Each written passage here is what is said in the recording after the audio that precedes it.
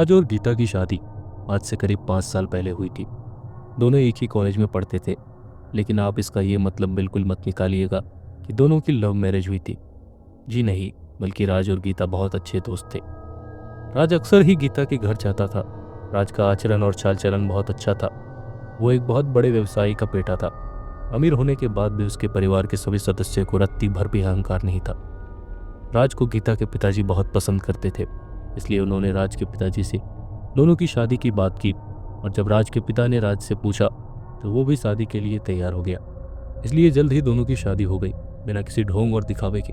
शादी के बाद सब कुछ ठीक चल रहा था। एक दिन राज के घर गीता की बहन मीनल और उसके जीजाजी राजेश मिलने आए, तो राज और गीता बहुत खुश हुए। क्योंकि राज और राजेश हम उम्र थे, इसलिए दोनों में बहुत अच्छी जमने लगी। एक रात दोनों पार्टी करने के उद्देश्य से शहर के नामी गिरामी होटल नाइट क्लब गए। इधर से तो राज और राजेश दोनों साथ निकले, लेकिन रास्ते में राजेश के दो दोस्त योगेश और सौरभ भी मिल गए और राजेश ने उन्हें भी साथ ले लिया। रात करीब 1:30 बजे तक चारों ने पार्टी की और फिर राज की ही कार से चारों वापस आने लगे। राज का घर शहर से करीब 30 से 35 किलोमीटर दूर एक कस्बे में था। शहर से उस कस्बे को जोड़ने वाली सड़क अक्सर रात 9 बजे के बाद वीरान हो जाती थी, क्योंकि उस कस्बे से शहर आने जाने वालों की संख्या बहुत ही कम थी। चूँकि इस रास्ते के दोनों ओर काफ़ी दूर तक घने जंगल फैले हुए थे और जंगली जानवरों और लुटेरों का भी खौफ बना रहता था, इसलिए अधिकांश लोग अपना ज़रूरी काम दिन में ही निपटा लेते थे। अभी राज की कार शहर से करीब 12 से 13 किलोमीटर ही दूर गई होगी कि कार अचानक अपने आप बंद हो गई। बहुत कोशिश करने के बाद भी कार शुरू नहीं हो पाई। क्या कारण था, यही जानने के लिए राज कार से बाहर निकला तो पता चला कि कार के इंजन से धुआं निकल रहा था। अब सभी कार से बाहर आए और चारों में ये निश्चय हुआ कि राज और सौरभ दोनों जाएंगे पानी लेने, जबकि राजेश और योगेश दोनों कार के पास ही रहेंगे। राज ने पहले कभी शराब नहीं पी थी। इस बार राजेश की जिद करने पर उसने कोल्ड ड्रिंक के साथ थोड़ी सी पी ली थी, लेकिन सबसे ज्यादा नशा उसे ही चढ़ गया था।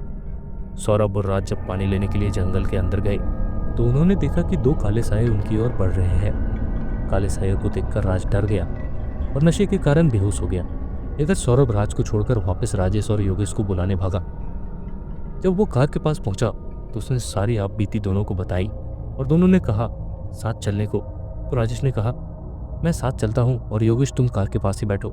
योगेश कहता है नहीं, मैं अकेले यहाँ नहीं रुकूंगा, मैं भी तुम्हारे साथ चलूंगा। राजेश अरे अगर तुम भी साथ चलोगे तो गाड़ी के पास कौन रहेगा। योगेश थोड़ा सा सोचता है, अच्छा ऐसा करो, मैं यहीं रुकता हूँ, तुम दोनों जाओ और राज को यहाँ उठा कर ले आओ, लेकिन जल्दी ही वापस आना। सौरभ कहता है ठीक है, हम जल्दी ही वापस आएंगे। योगेश गाड़ी में देखो कि कोई लोहे की रॉड या छड़ है कि नहीं, साथ ले लो अपनी सुरक्षा के लिए। योगेश ने कार की डिक्की में से एक बड़ा सा पाना साथ ले लिया और दोनों जंगल के अंदर चल दिए। राजेश को राज के बारे में सुनकर बहुत चिंता होने लगी और वो गाड़ी के बाहर सड़क पर ही टहलकर सिगरेट पीने लगा। अचानक उसे चीखने की आवाज सुनाई दी। राजेश ये तो किसी लड़की की चीखने की आवाज है। इतने घने और वीरान जंगल में इतनी रात में कौन मरने चला आया है। तभी उसे लगा कि कोई उसकी ओर आ रहा है। कदम बहुत ही धीरे धीरे बढ़ रहे थे। राजेश कौन है, कौन है। कोई आवाज नहीं आती है।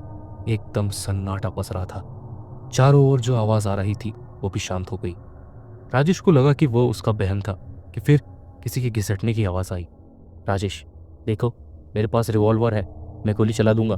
देखो मेरे पास रिवॉल्वर है, मैं गोली चला दूंगा, वरना बता दो कौन है। तभी हाँफने की आवाज आती है और ऐसा लगता है कि कोई हाँफता हुआ और घिसटता हुआ उसकी ओर बढ़ रहा है। राजेश डर से कांपने लगता, इसीलिए तुरंत ही गाड़ी के अंदर बैठ गया और दरवाजे लॉक कर दिए। इधर योगेश और सौरभ राज की ओर बढ़ रहे थे। वहां पहुंचकर देखा राज वहां था ही नहीं।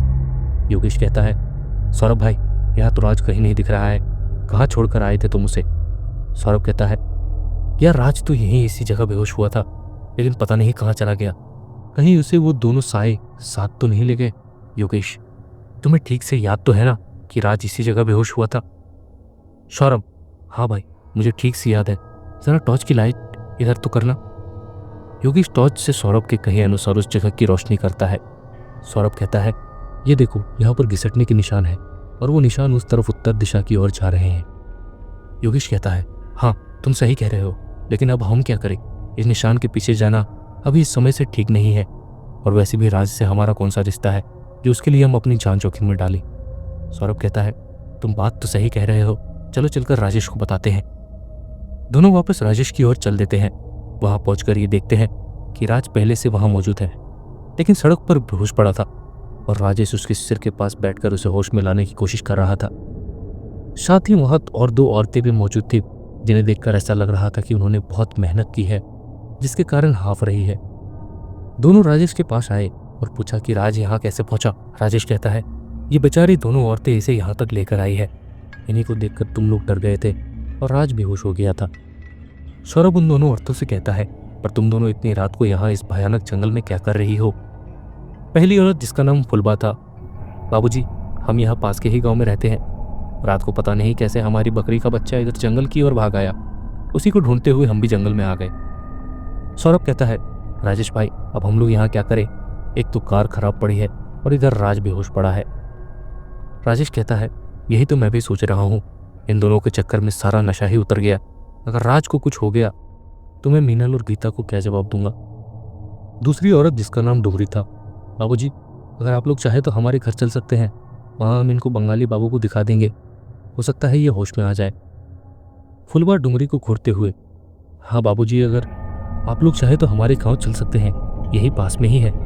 राजेश कहता है, हाँ ये सही कह रही हैं सौरभ। योगेश, तुम दोनों क्या कहते हो? गाड़ी यही छोड़ देते हैं और राज को ले चलते हैं इनके गाँव। सौरभ कहता है, अब हम कहीं भी तो क्या, और कोई रास्ता भी तो नहीं है। राजेश दोनों औरतों से कहता है, आप दोनों आगे आगे चलिए, हम राज को लेकर पीछे पीछे चलते हैं। फुलवा को डुंगरी के ऊपर बहुत गुस्सा आ रहा था, लेकिन वो सबके सामने कुछ कह नहीं पाई। बस यही सोच रही थी कि इस पागल की वजह से इतनी रात में अजनबी लोग उनके घर जा रहे हैं।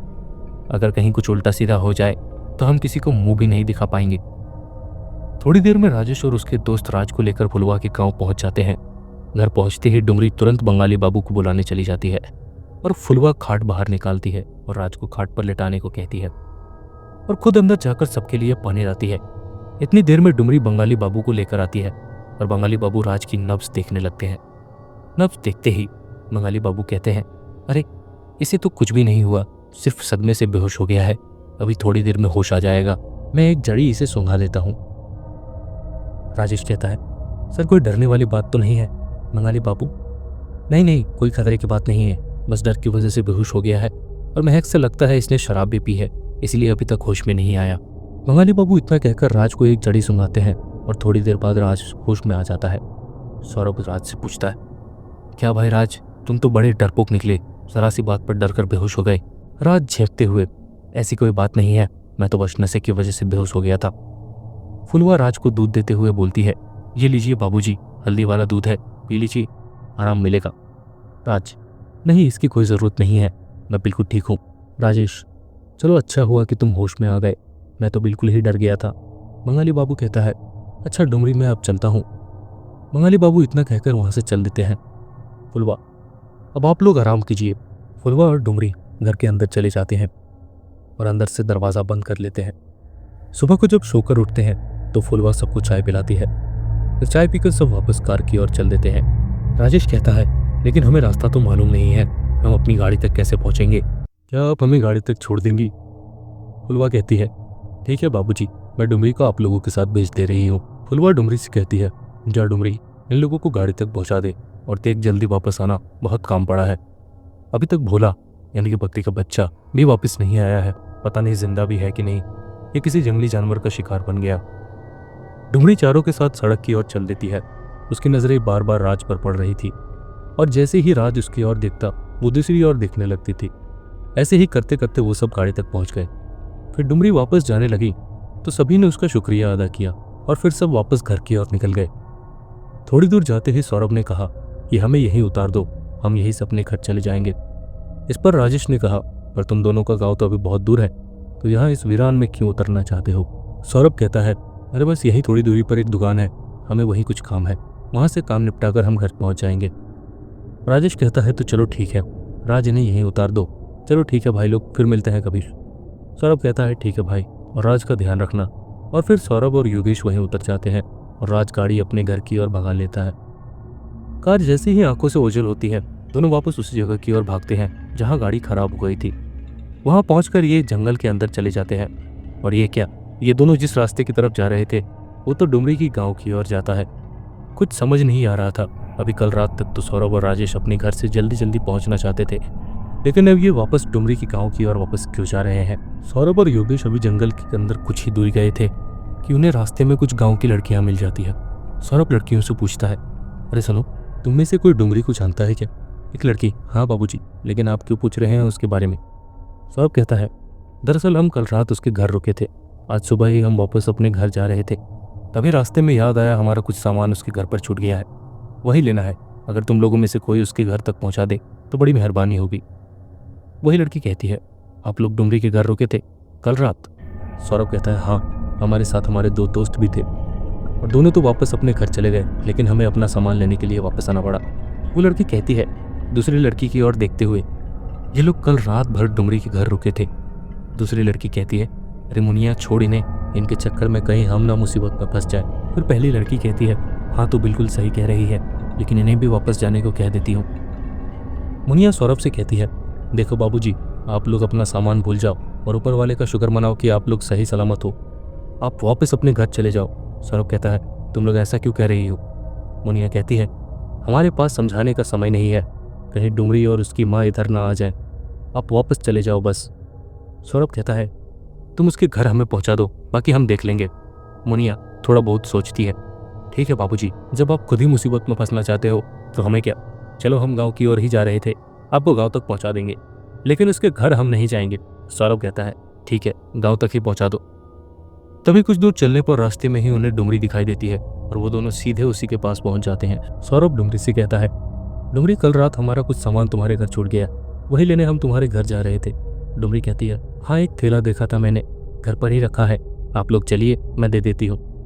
दोनों डुमरी के साथ उसके घर जाते हैं। बाकी लड़कियां जो डरी सहमी सी कुछ दूरी पर खड़ी थी, डुमरी को देखते ही अपने घर की ओर निकल जाती है और इधर सौरभ और योगेश डुमरी के साथ उसके घर की ओर चल देते हैं। डुमरी घर पहुंचने पर, आप लोग बैठिए, मैं पानी लाती हूँ, आप लोग काफ़ी थके हुए लगते हैं। डुमरी अंदर जाती है और थोड़ी देर बाद पानी लेकर बाहर आती है और दोनों को पानी देती है पीने के लिए।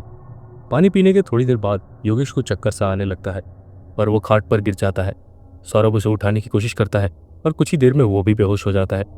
इधर राजेश के पास सौरभ की पत्नी कोमल का फोन आता है। कोमल कहती है, हेलो राजेश भैया, मैं कोमल बोल रही हूँ। राजेश कहता है, हाँ भाभी बोलिए। कोमल कहती है, भैया आप लोग कहाँ हो? कल रात से निकले हो और अब शाम होने को आई है, अभी तक आप लोगों की कोई खोज खबर नहीं है। राजेश कहता है, क्या बात कर रही है भाभी, हम तो अपने घर पर हैं। आज सुबह ही सौरभ और योगेश तो रास्ते में ही उतर गए थे, ये कहकर कि उन्हें किसी दुकान पर कोई काम है, वो निपटा कर अपने घर चले जाएंगे। कोमल कहती है, लेकिन भैया अभी तक तो ये लोग घर ही नहीं आए। योगेश भैया के घर पर भी फ़ोन किया तो पता चला कि वो भी घर नहीं पहुंचे।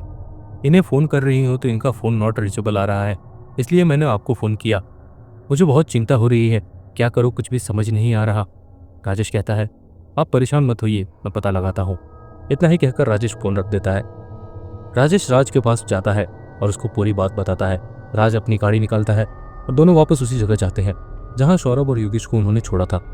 वहाँ आसपास में दोनों उस दुकान को ढूंढते हैं जिसके बारे में सौरभ ने उनसे कहा था, लेकिन आसपास में कोई भी दुकान नजर नहीं आती। अब दोनों परेशान हो जाते हैं, कुछ समझ में नहीं आता कि क्या करें। तभी वहाँ एक आदमी आता है जो कुछ पागल सा लगता है और उन दोनों के पास आकर कहता है, तुम दोनों फिर वापस आ गए मरने के लिए, वो तुम दोनों को नहीं छोड़ेगी। अगर जान बचाना चाहते हो तो भाग जाओ यहाँ से और वापस कभी मत आना यहाँ। राजेश उससे कहता है, भैया क्या आपने इन दोनों को देखा है? कल ये यहीं इसी जगह हमारी गाड़ी से उतरे थे, तब से अब तक इनका कोई पता नहीं चल रहा। उस पागल आदमी को सौरभ और राजेश की फोटो मोबाइल में दिखाकर पूछता है। पागल काफी जोरों से हंसने लगता है। ये दोनों फिर उसी के पास चले गए मरने, अब ये कभी वापस नहीं आएंगे। राज कहता है, क्या पागलों जैसी बात कर रहे हो? अगर जानते हो इनके बारे में तो साफ साफ बताओ। पागल कहता है, सारे पागल यही समझते हैं कि मैं पागल हूँ, भाग जाओ यहाँ से और अपनी जान बचा लो। इतना कहकर पागल आदमी वहाँ से भाग जाता है। राजेश, अब कहाँ ढूंढे उन्हें, पता नहीं कहाँ चले गए हैं। वैसे इस पागल की बातों से तो ऐसा लगता है कि वो दोनों यहाँ से कहीं और गए हैं, लेकिन ये कैसे पता चलेगा? राज कहता है, उसने कहा था कि वो दोनों फिर से उसी के पास मरने गए हैं, इसका मतलब ये हुआ कि कहीं वो वापस डुमरी के गांव तो नहीं गए। राजेश कहता है, लेकिन डुमरी ने तुम्हारी जान बचाई है और वो और उसकी माँ इन दोनों को क्या मारेगी? और वैसे भी ये दोनों वापस उसके पास क्यों जाएंगे? चाहे जो कि एक बार वो चलकर देखने में क्या हर्ज है। राजेश कहता है, ठीक है चलो, आखिर और कोई रास्ता भी तो नहीं है।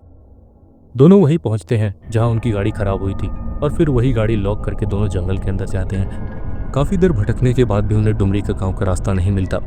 थक हार कर वो एक पेड़ के पास बैठ जाते हैं। थोड़ी ही देर में किसी आदमी के चिल्लाने की आवाज़ उन्हें सुनाई देती है।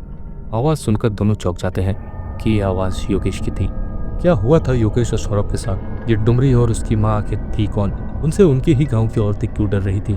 क्या पागल का इशारा डुमरी और उसकी माँ की ओर था या सिर्फ वो बकवास कर रहा था? जानने के लिए इंतज़ार करें भाग 2 का। मिलता हूँ तब तक आपसे अगली वीडियो में। तब तक के लिए अलविदा।